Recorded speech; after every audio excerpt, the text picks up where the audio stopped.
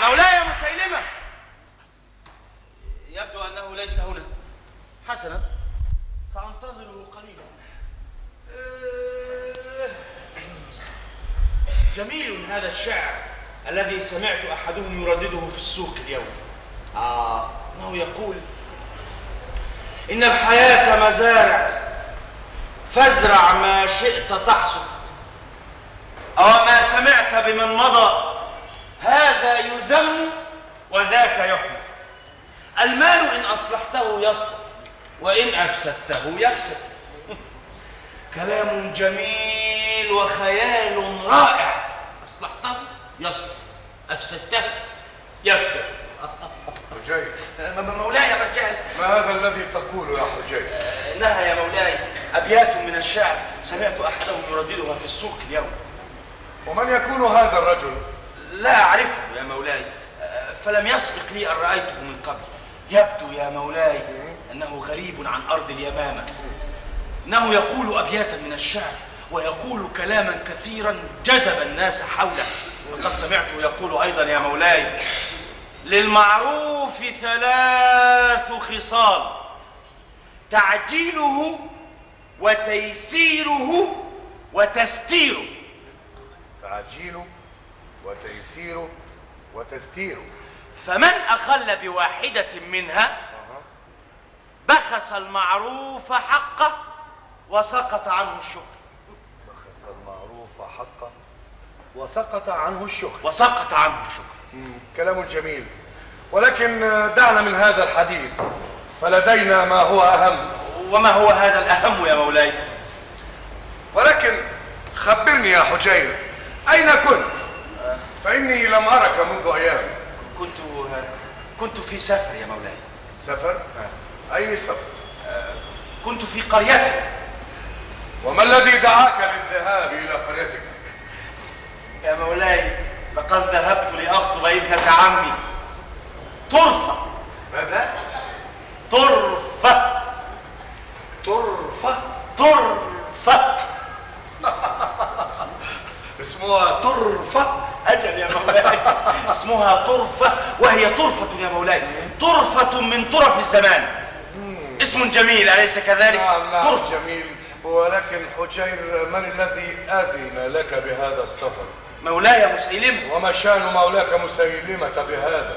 ما شأنه؟ نعم، إنه نبي الله ورحمن اليمان، وليس لي أن أنتقل من مكان إلى مكان آخر إلا بإذنه. بل بإذني أنا وحدي. لا شأن لمولاك مسيلمة بهذا.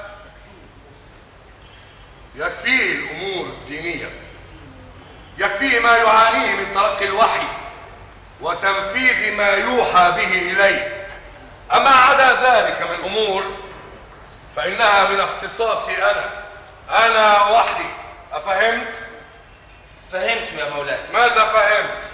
فهمت يا مولاي أنك صاحب الأمر والنهي في خارج القصر وفي داخل القصر، وليس لمخلوق كائن من كان أن يعصى لك أمرا في داخل القصر أو خارج القصر.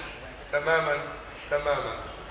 ها، وهل أتممت الخطة؟ أجل يا مولاي، وسيكون الزفاف بعد أيام قليلة عندما يكتمل القمر. طرفة؟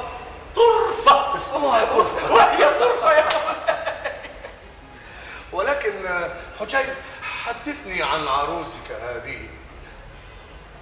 أهي جميلة؟ أعني هل تعد من الجميلات أم أنها ذات مال وفير؟ لا هذا ولا ذاك. لا هذا ولا ذاك.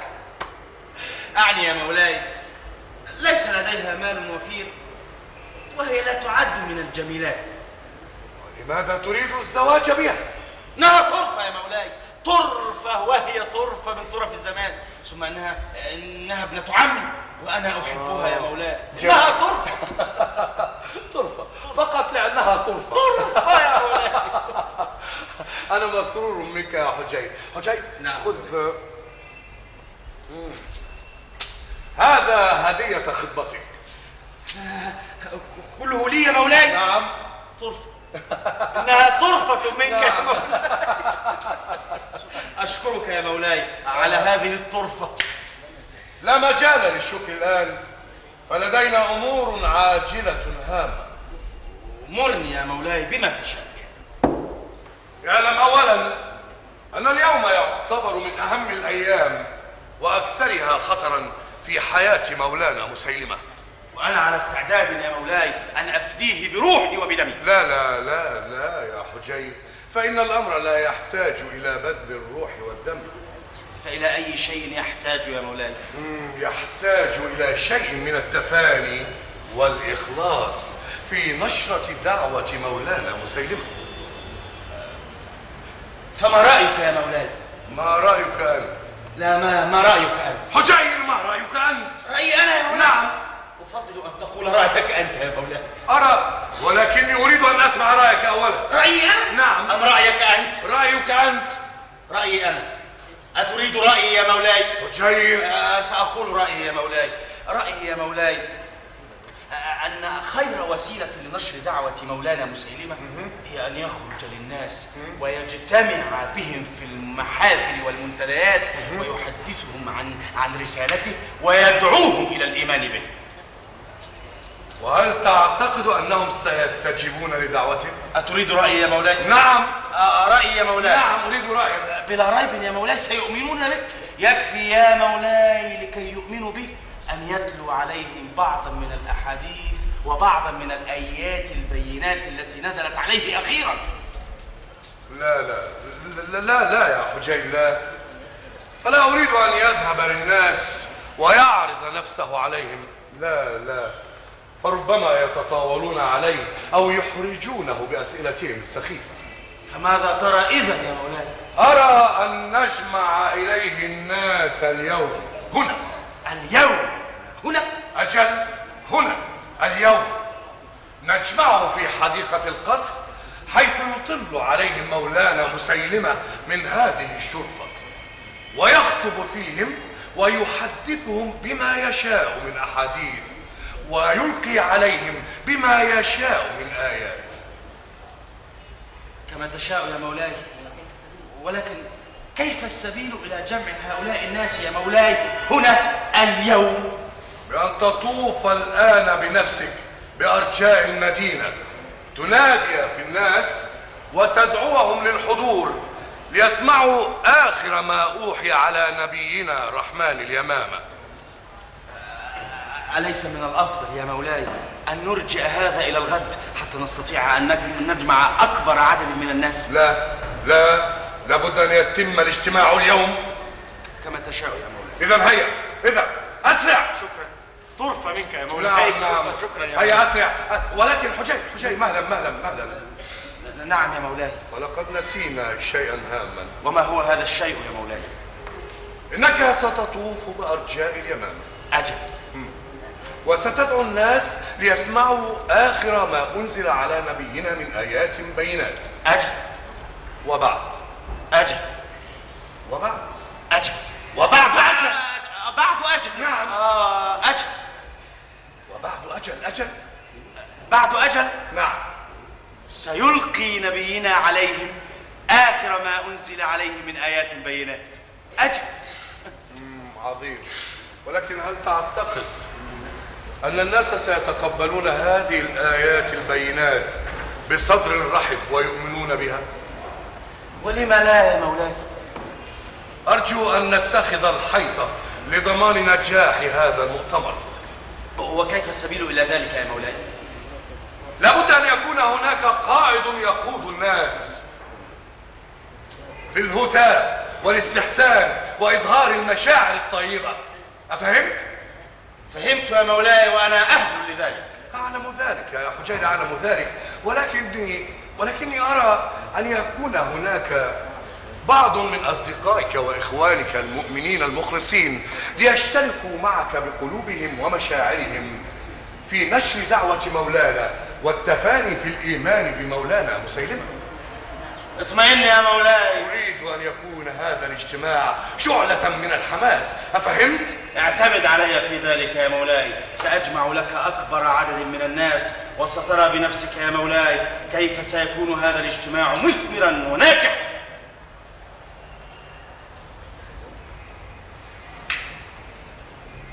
أتظن؟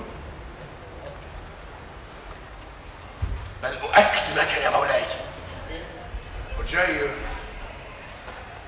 مولاي. حذاري حذاري يا حجير أن تتلاعب بالألفاظ كما فعلت في المرة الأولى. ماذا تريد أن تقول؟ فهمت. ماذا؟ أتعطيني هذا الكيس وتخنقني يا مولاي؟ فهمت يا مولاي، وأنا أقول لك يا مولاي لا داعي للإنكار. على أي حال سأختبرك هذه المرة، فهمت؟ فهمت يا مولاي. سأرصد بنفسي كل حركة من حركاتك، وسأستمع إلى كل لفظ تنطق به. أمرك يا مولاي. لن ترى بعينك أو تسمع بأذنك إلا ما يسر قلبك يا مولاي. إذا هيا أسرع. شكرا على هذه الفرصة يا مولاي. هيا. هذا خير امتحان للناس، فإذا تقبلوا رسالة مسيلمة وآمنوا بها عن طيب خاطر كان هذا ما نبغي، وإذا لم يتقبلونها كان لنا معهم شأن آخر. ولكن لما لا يتقبلونها ويؤمنون بها؟ لقد ظهر في قريش النبي، فلما لا يظهر فينا نبي ونحن أقوى منهم وأكثر عددا؟ يا أهل اليمامة، يا من تودون الخير لأنفسكم، يا من تنشدون السعادة في الدنيا والآخرة، يا طلاب الرشاد والسداد، هلموا إلى رسولكم مسيلمة نبي الله ورحمن اليمامة، هلموا إليه لتسمعوا آخر ما أنزل عليه من آيات البينات. هلموا يا أهل اليمامة، يا أهل المجد والشهامة، هلموا إلى رحمن اليمامة. حسنا، لقد بدأ حجير في دعوة الناس. مجنون يا له من مجنون أحمق. كيف اجترأ أن يدعو الناس إلى لقائي دون إذن مني أو علم عندي؟ وأين ومتى يكون هذا الاجتماع؟ ولأي غرض يكون؟ وما الذي أقوله لهم وليس لدي من الآيات البينات التي يقول عنها شيء؟ ألا يخشى هذا الأحمق أن ينكشف أمري ويفتضح بين الناس فيعرض عني وينفض من حولي؟ إن هذا المجنون الأحمق لا يصلح أبدا أن يكون مؤذنا لي ولا تابعا من أتباعي، فإنه يخالفني ولا يأتمر بأمري. سأريه كيف يكون الطرد والحرمان، وسأذيقه وبال التنكيل والعقاب. وهذا الأحمق الآخر، هذا الرجال الذي أرسلت في طلبه فلم يسارع بالمجيء إليه، إنه أيضا لا يعبأ بأوامري ولا يصون واجب السمع والطاعة لي، وأنا أمهد له طريق العزة والكرامة. إني أحس أن بعض من حولي لا يخلصون في توقيري واحترامي، وما يجرئهم على هذا إلا الرجال ذلك الشرس الأحمق. أهلا بك يا رجال. ماذا حدث؟ تعال. الحمد لله، لقد جئت في وقتك. أين كنت؟ لقد طال انتظاري لك. لما؟ حدث شيء؟ ألم تسمع ما قاله ذلك المؤذن الأحمق؟ وماذا قال؟ لقد دعا الناس إلى ملاقاتي ليسمعوا مني آخر ما أنزل علي من آيات البينات. وما في ذلك؟ وما في ذلك؟ نعم وما في ذلك. أو يرضيك؟ ولما لا يرضيني؟ أقول أنا الذي أرسلته ليؤذن في الناس ويدعوهم إليك. أنت الذي أرسلته؟ نعم أنا. وماذا ابتغيت من وراء ذلك؟ أبتغي نشر دعوتك واتساع نفوذك وسلطانك يا نبي الرحمن ويا رحمن اليمامة. أتبغي بهذا الاجتماع نشر دعوتي أم نشر فضيحتي بين الناس؟ هذا الذي تقول يا رجل؟ ما هذا الذي تقول؟ أنسيت ما جاءنا من أخبار عن موت محمد؟ ما علاقة موته بتلك الفضيحة التي تنتظرني؟ أية فضيحة؟ أية فضيحة؟ إن هذه فرصتنا لإعلان البيعة العامة لك بالرسالة بين الناس بعد أن انفردت بالنبوة في جزيرة العرب.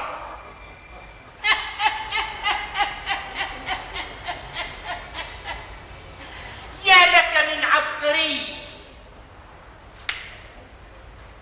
أرأيت كيف أدبر لك؟ إنه تدبير حكيم. فاشكرني إذن واعترف بفضلي واعتذر عما بدر منك.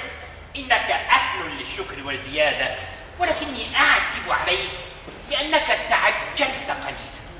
ذلك لأن المهاجرين والأنصار في المدينة يبايعون أبا بكر خليفة عليهم، ولا بد من انتهاز الفرصة قبل فواتها. يا لك من داهية، ولكن لما لم تخبرني بذلك من قبل؟ يا نبي الله، يا نبي الله، علي أن أعمل وعليك أن تفكر وتتهيأ، ونحن جميعا في طاعتك. لا بأس لا بأس. إذن فاستعد للقاء الناس حتى لا تفاجأ بقدومهم. لنتفق أولا على ما سأقوله لهم. إن الأمر لا يحتاج إلى اتفاق، فما عليك إلا أن تقدم إليهم بعض أنواع الشعوذة والخداع التي تتقنها وتجيدها. يا أحمق، لا تذكر على لسانك الخداع والشعوذة، واجعل ذلك بيني وبينك حتى لا يسمعه أحد. وأنا الأحمق أم أنت؟ وهل معنا الآن أحد؟ هل معنا الآن أحد؟ أريد فقط أن تتعود الأدب اللازم مع النبي الذي دعوت الناس لسماع آياته البينات وإعطائه البيعة العامة. أتعلمني الأدب أيها المضلل الأكبر؟ لا تسرف في استعمال يدك، وإلا تعودت ذلك وربما صفعتني أمام الناس. لا تخشى ذلك، فإني حريص على احترامك أمامهم. إن الوقت يسرقنا ولم نتفق على شيء بعد. يا نبي الله،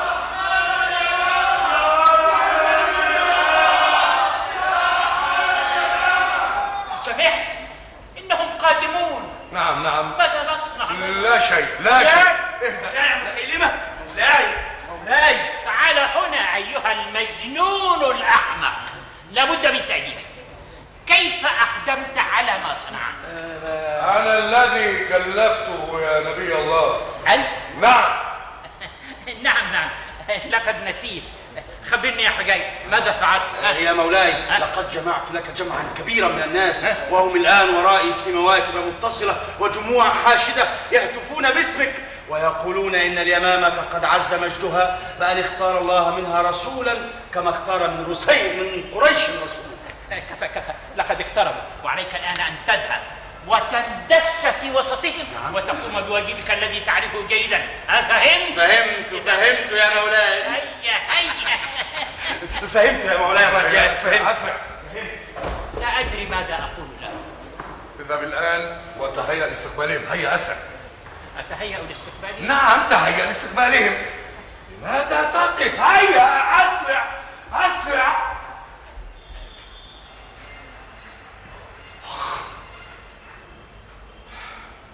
الله يعلم أنك كاذب، ولكنك كذاب. تفضل. نريد أن نرى رحمن اليمامة.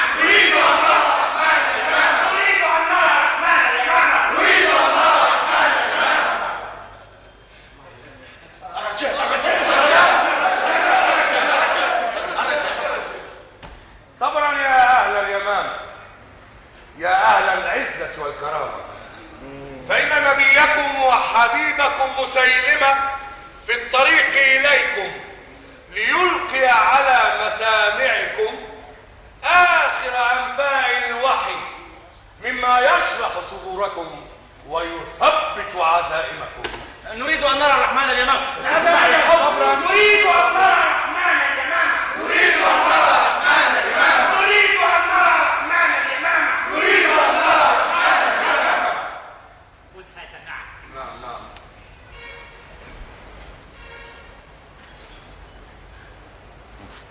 عاش رحمن اليمامة. عاش الرحمن اليمامة. عاش رحمن اليمامة. عاش الرحمن اليمامة. ماذا لا تقول أنت؟ قل عاش عاش الرحمن اليمامة. كلهم يقولون يا مولاي. يا شعب اليمامة، يا أتباعي الأوفياء، إني أحمل إليكم من الله بشرى ستفرحون لها وتعزون بها. فقد أوحى الله إلي عن طريق سفيري أني صرت نبيه الوحيد ورسوله الفريد في اليمامة وسائر جزيرة العرب بعد موت محمد شريك السابق في النبوة. عاش النبي الوحيد. عاش النبي الوحيد. عاش الرحمن اليمامة. عاش الرحمن اليمامة. وإذا كانت النبوة تكريما من الله لشخصي وفضلا منه عليه، فإنها إعزاز لليمامة وتنويه بقدرها، فمنها خرجت وفيها بعثت، وسأحيا عاملا على إسعادي حارسا لمجدكم هاديا لكم إلى سواء السبيل. بوركت يا رحمن اليمامة. عز قدرنا بقدرك. على شأننا بشأنك. يا رحمن اليمامة. يا رحمن اليمامة. يا رحمن اليمامة. يا رحمن اليمامة. يا رحمن اليمامة. يا رحمن اليمامة. يا رحمن اليمامة، نريد أن نسمع شيئا من القرآن. نريد أن نسمع شيئا من القرآن. يا رحمن اليمامة. يا رحمن اليمامة. لكم ما تشاء. لقد أوحي إلي يا ضفدع بنت ضفدعين عظيم، رائع، عظيم، رائع، جميل.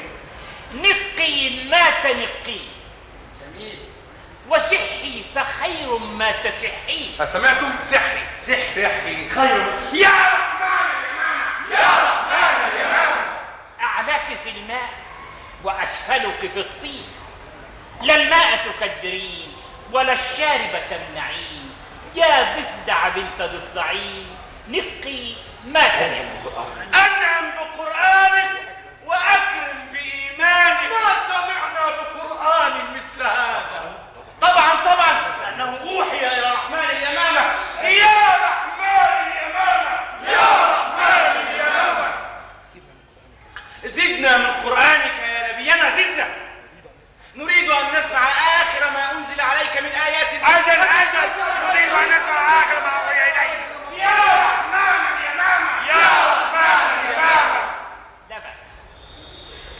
لقد أمليت آخر ما أوحي إلي عند فجر اليوم على معيني في أعباء الرسالة وصديقي الوفي الرجال. رجال اليمامة. رجال اليمامة. صديق الرحمن اليمامة. صديق الرحمن اليمامة. اقرأه عليهم يا رجال. أمرك يا نبي الله. الرجال. شكرا.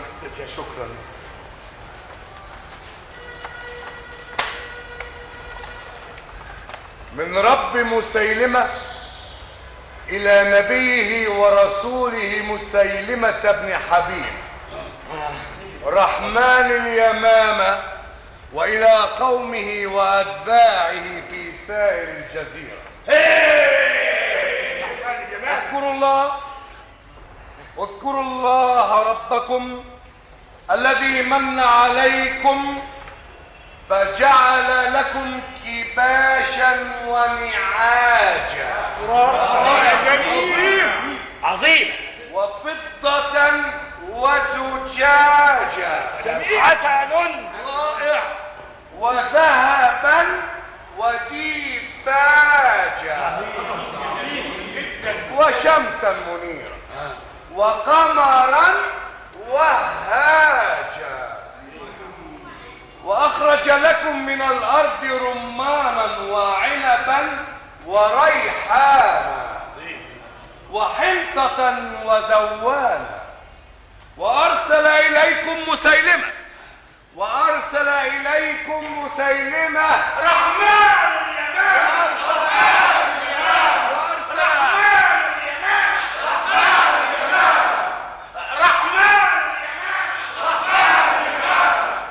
وأرسل إليكم مسيلمة على اختلافكم أشكالا وألوانا وجعله لكم حجة وبيانا وعزة وسلطانا تخضعون لنبوته صدقا وإيمانا وتبايعونه يقينا وإحسانا. لك العزة والسلطان يا رحمن اليمامة. يا رحمن اليمامة. يا رحمن اليمامة.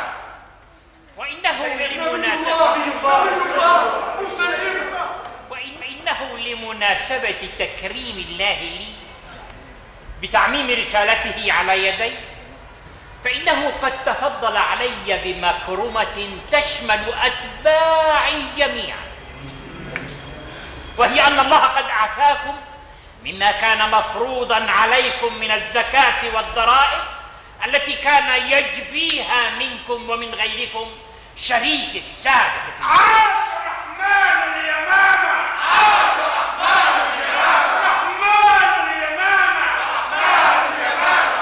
فلن أجمعها منه، ومن شاء أن يعين غيره أو يحسن إلى سواه فليفعل ذلك بمحض اختياره. حييت يا رحمن اليمامة. يا لها من مكرمة عظيمة. يا رحمن اليمامة. يا رحمن اليمامة. عز لنا ناصرا ومعينا. يا رحمن اليمامة. يا رحمن اليمامة. عظيم عظيم عظيم عظيم يا رحمن اليمامة. مسيلمة. رجال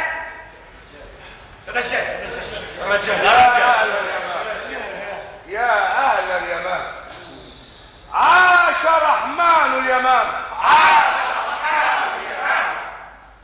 لقد استمعتم إلى آخر ما أوحي إلى نبيكم أجل.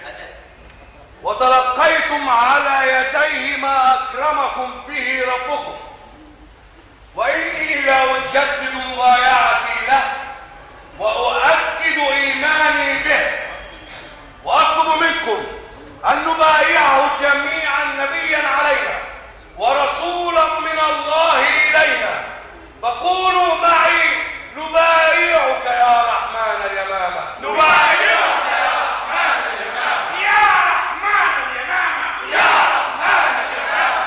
عزت اليمامة بنبيها الوحيد. عزت اليمامة بنبيها الوحيد. يا رحمن اليمامة. يا رحمن اليمامة. ونعاهدك على السمع والطاعة. ونعاهدك على السمع والطاعة.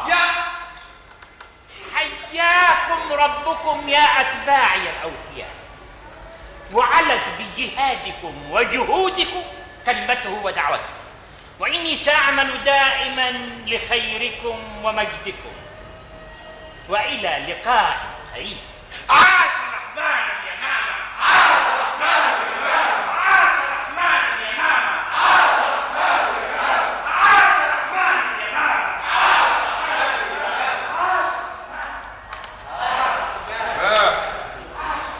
أرأيت إلى تدبيري كيف أفلح وإلى خطتي كيف آتت ثمارها في أقرب وقت؟ نعم يا رجال، فقد استبان لي اليوم مبلغ إخلاصك لنبوتي وإيمانك برسالتي. أي إخلاص وأي إيمان! أحسبتني واحد من هؤلاء العامة الذين كنت تخدعهم الآن بأكاذيبك وأضاليلك؟ أولم نتفق من قبل على أن تصون لسانك عن هذه الشتائم البذيئة؟ دعني أتحرر من هذا التصنع المستمر، فإنه يرهقني ويتعبني، ويكفي ما أحرص لك عليه من تحفظ أمام الناس. أولا يتحرر لسانك إلا بالسباب والشتائم؟ ولكنني ما قلت غير الحق. دعنا من هذا الآن، فإن وراءنا ما يشغلنا. وماذا يشغلك وقد بايعك القوم مبايعة عامة؟ يشغلني ما أخبرتني به من مبايعة الناس في المدينة لأبي بكر بن أبي قحافة، فإنه يبدو لي أن هذا سيكون عقبة كبيرة في طريقنا. اطمئن، لا تخشى ذلك، وإن أتباعنا اليوم كثيرون. وحشي وحشي؟ وحشي. أهلا بك يا وحشي. أرأيت الجموع الناس الحاشدة وسمعت مبايعتهم العامة؟ رأيت وسمعت. لعلك آمنت بما وصل إليه رحمن اليمامة من عز وجاه. ولعلك جئت لتشهد ما يدور بين الناس من مبايعة تامة. لمن السمع والطاعة؟ لي طبعا. لنبي الله مسيلمة. ما كان لمثلي أن يسمع للخداع والتضليل أو يطيع الكذب والافتراء. ماذا تقول يا رجل؟ ففيما جئت إذن؟ جئت لأحاسبك على ما ادعيت، وأفهمك أنك إذا كنت خدعت طائفة من الناس بما زينت لهم، فإنك لن تستطيع أن تخدع الذين يميزون بين الحق والباطل. يا لطول لسانك، تكون في أرضنا وداخل دارنا وضيفا بيننا ثم تجرؤ على ما قلت. لم أكن ضيفا في ناديكم كما تقول، وإنما مررت باليمامة في رحلتي فشهدت الجموع متكاثرة، وأقبلت أتعرف أمرها، ورأيت كيف كانت ضحية للخداع والتضليل، ووددت أن أطلع على حقيقة الأمر، لكني لم أستطع إلى ذلك سبيلا لما كان هناك من صخب مفتعل وضجة مصطنعة. ماذا؟ أي افتعال وأي اصطناع؟ المتنبئ الكذاب أعلم بما قصدت. من تعني يا رجل؟ أعني مسيلمة الكذاب. خشيت أيها الأحمق. مهلا يا نبي الله، مهلا. فلا تفتتح عهد نبوتك بما يشوه جمالها وجلالها، ولا تنسى أنه من شأن الرسل والأنبياء أن يحلموا ويصبروا حتى مع السفهاء. لولا أن ديني يمنعني من الرد على سفاهتك لكلت لك الصاع صاعا. كف عن هذا يا رجل، كف عن هذا. كيف يجلو لسانك على قول هذا الكلام في حضرة نبينا وهادينا رحمن اليمامة؟ رحمن اليمامة أم شيطانها؟ إن النبوة قد اختتمت بمحمد عليه الصلاة والسلام، وكل من ادعاها بعده مفتر كذاب كائنا من كان. والله لولا حلم النبوة وأنك في داري لعصبت بك، فإنك بقولك هذا تتهم النبي محمدا بالكذب، فهو الذي اتفق معي على اقتسام النبوة بيننا في حياتنا. نعم. وعلى انفراد من يبقى منا بالرسالة بعد وفاة الآخر. ما أجرأك على الافتراء والادعاء؟ كيف تزعم أن محمدا قد أبرم معك هذا الاتفاق، وقد أبى رسول الله عليه الصلاة والسلام أن يعطيك قطعة من جريد كانت في يده حين سألته أن يجعل لك من الأمر شيئا من بعده، وحين كتبت إليه تدعي النبوة وأن لك نصف الأرض وأن له نصفها، أجابك بأن الأرض لله يورثها من يشاء من عباده. أي خيال صور لك هذا الرد الزاهد؟ ماذا تعلم؟ هذا كتاب محمد الذي ذكرته، أسمعه إياه يا رجال. أمرك يا نبي الله.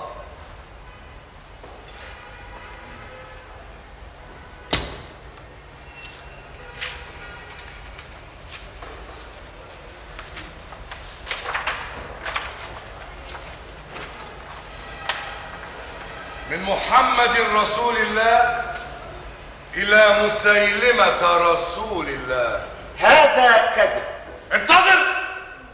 انتظر حتى أتم الرسالة. لا تقاطعه وقل رأيك فيما بعد. من محمد رسول الله إلى مسيلمة رسول الله.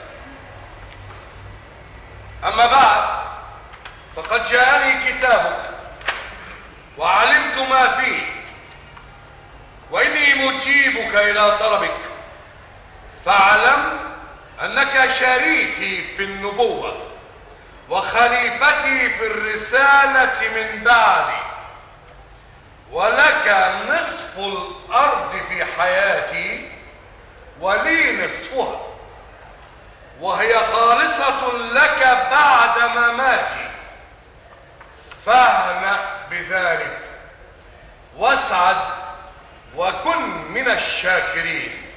أقسم بالله محمد رسول الله. أقسم بالله أن هذا كذب وافتراء، وما كان لمحمد رسول الله أن يقول هذا الهراء. ها كتابه بين أيدينا. نعم. أرني هذا الكتاب. الآن أقطع بأنه كتاب مزور مدسوس على رسول الله. ولنا وما دليلك؟ أين خاتم محمد رسول الله؟ أي خاتم تعني؟ الخاتم الذي يختم به الرسول كتبه التي يمليها على كاتبه. نسي أن يختمه بختم. نعم. تلك والله تعلات الكذابين المتبجحين الذين يتخذون أخس الوسائل وأفحشها لتسويغ أباطيلهم وأضاليلهم عند الناس. ولا أدري كيف يصور لك خيالك أن الناس يصدقون ما تدعيه من قرآنك التافه الذي صنعته لتأييد أكاذيبك وأباطيلك عند الناس لانتزاع البيعة الباطلة منه. ولكني أقول لك إنك لست بمتنبئ صادق ولا بكذاب حاذق.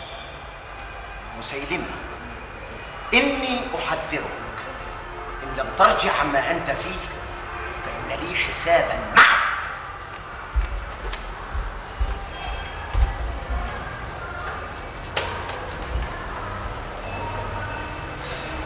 أرأيت إلى هذا العبد؟ لا تعبأ بكلامه. ألم تسمع كيف يتوعدني؟ وماذا يستطيع أن يفعل؟ إنه عبد حقير لا يحفل به مثله. ولكني أخشى أن يكشف أمرنا للناس بعد أن آمنوا بنبوتي وبايعوني. لن يجد من الوقت ما يمكنه من ذلك. ماذا تعمل؟ سأبعث خلفه الآن من يقضي عليه قبل أن يفوه بكلمة واحدة. أنت أعمى حتى تنتفع بهذا الشكل؟ معذرة يا مولاي، فإن الأمر الذي جئت من أجله هو الذي دفعني إلى هذه العجلة. أي أمر يا حجاج؟ مولاي، ظبية. ماذا؟ ظبية؟ ظبية. ظبيا؟ ظبية. ومن الذي اصطاد هذه الظبية؟ لم يصطادها أحد يا مولاي، فقد جاءت طائعة مختارة. أين جاءت وليس بالقرب منا مكان تعيش فيه الظباء؟ إنها ظبية من البشر يا مولاي. ماذا؟ امرأة فاتنة الشعر رائعة الجمال، تأخذ لب العاقل وتثير شوق الزاهر. أين في الطريق إليك يا مولاي. في الطريق إليك؟ وماذا تريد؟ لا أدري يا مولاي، ولكني رأيتها عند باب القصر مع تابع له. ولم لم تسأل عن سبب مجيئها يا غني؟ لعلها سمعت بك فجاءت لتعلن إيمانها وتلتمس منك البركة. ربما. اذهب يا حجي وأحضرها إلي. سمعا وطاعة. هيا أسرع أسرع. سيدتي ومولاتي سجاح بنت الحارث التغلبية جاءت لتقابل مسيلمة ابن حبيب الحنفي. مسيلمة ابن حبيب الحنفي؟ هكذا نبي الله ورحمن اليمامة. اسمع يا هذا، ومن تكون سجاح هذه؟ وماذا تريد؟ لا علم لي بحقيقة الأمر، وإنما أرسلتني لأسأل عن مسيلمة حتى تلقاه. نبي الله ورحمن اليمامة. مسيلمة هكذا؟ مسيلمة يرفع التكليف. مسيلمة نبي الله ورحمن اليمامة. دعه يا حجير، دعه. إني مسيلمة فادعوها إلي. أمرك يا مولاي. ترى ماذا تريد؟ من يدري؟ ولكنها كما ذكر رسولها الآن تغلبية من قبيلة تغلب بالعراق، فما الذي جاء بها إلى هنا؟ سنعرف كل شيء الآن. كأني قد سمعت باسم كاسم سجاح لامرأة تشتغل بالكهانة في أرض العراق. سيدتي ومولاتي سجاح بنت الحارث التغليبية. سيدتي.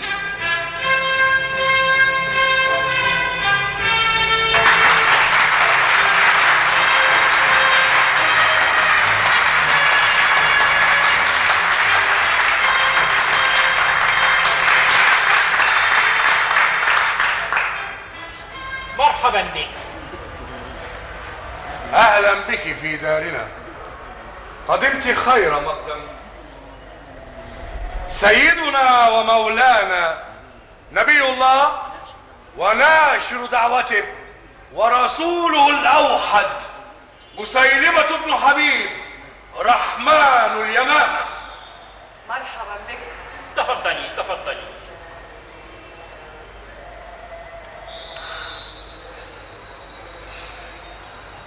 شكرا لك. أنا الذي أشكر الظروف التي هيأت لي أن أرى هذا الجمال الفاتن والحسن الباهر. شكرا لإدراك، ولكني قدمت لأمر غير هذا. لك ما تشائين، فتحدثي عما تريدين. لقد سمعت بنبوتك ها؟ وأنك تدعو الناس إلى الإيمان به، ها؟ وأنه يوحى إليك كما يوحى إلي. ماذا؟ فجئت لأتأكد من ذلك ولأباحثك فيما اشتركنا فيه من أمر الوحي والنبوة. النبية أنت؟ نعم. دون شك.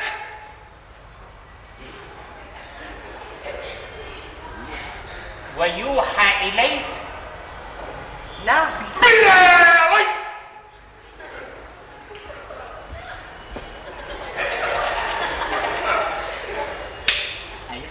أيأتي إليك الوحي في صورة رجل أم في صورة امرأة؟ صورة رجل أم امرأة؟ هو أنت كيف يأتي إليك الوحي؟ في صورة رجل طبعا. كذلك يأتي إلي؟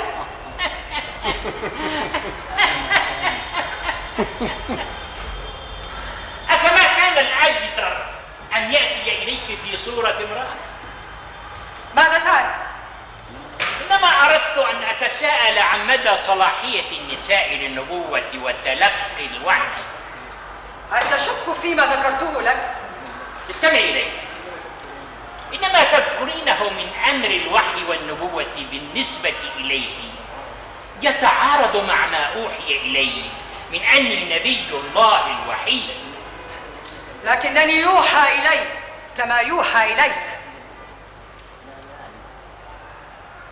لا داعي للغضب، فمثل هذا الجمال لا يغضب ولا يثور. ما جينا لنسمع حديثا عن الجمال. لقد جئت لما هو أجل وأعظم. تقصدين النبوة والرسالة؟ نعم. ما عهدنا النساء مخلوقات لأعباء الوحي وتبعات النبوة، وإنما خلقنا للجمال والدلال وجر الذيول وتربية الأولاد وتعمير البيوت وتسلية الرجال على هموم الحياة. ليست النساء سواء، فمن منهن من تقف مع الرجال على قدم المماثلة والمساواة، وإني لنبية يوحى إلي. وإذا كان في النساء من قامت بأعمال عظيمة عجز عنها كثير من الرجال، فأي غرابة في أن تكون منهن نبية يوحى إليها كما يوحى إلى الرجال. لم يبق إلا هذا. وما سمعنا بهذا في آبائنا الأولين. وقد سمعتما الآن، فما رأيكما؟ تحدثي نسمع. لقد جئت من العراق لأتحدث إليك بما بيننا من صلة النبوة المشتركة، ولقد جئت إليك لكي نتفق على توزيع الاختصاص بيننا وعلى تقسيم الجزيرة في نفوذنا، ولكي نضع خطة مشتركة نحاول معا على تنفيذها والتقيد بها حتى لا يعتدي أحدنا عن الآخر. أضغاث أحلام ليس إلى تحقيقها سبيل. إذن فلا عمل في الاتفاق بيننا. من السهل أن نتفق على أمر غير هذا. أما النبوة والوحي فإنه من اختصاص الرجال. نعم. ما كنت أتوقع أن يكون هذا لقاء عندي، وسأعرف كيف أنتقم لنفسي. إني أرحب بما تصنعين، وسيلذ لي أن أراك تنتقمين. ستندم كثيرا على سوء استقبالك لي، وسأكيد لك كيدا، وكيد النساء عظيم. من الكثير على هذا الجمال أن يحمل نفسه هذا الوعيد. ستعلم عما قريب من أكون، وإن الخطأ الوحيد وأنا ذات الحجاب والصيانة وذات النبوة والوحي أني قد سعيت إليك ليتفاهم معك، ولكني سأرغمك فيما بعد على أن تسعى إلي وتتعلق بأذيالي، وهيهات أن تنالها. كفى وعيدا وتهديدا أيتها الظبية الحسناء. دعها يا رجال، فما أجمل أن نرى هذا الحسن وهو يثور. ستريان أن هذه الظبية التي تتحدثان عنها ستكون الأسد الحصور التي يطلق عليكما المضجع ويحاسبكما شيء الحساب.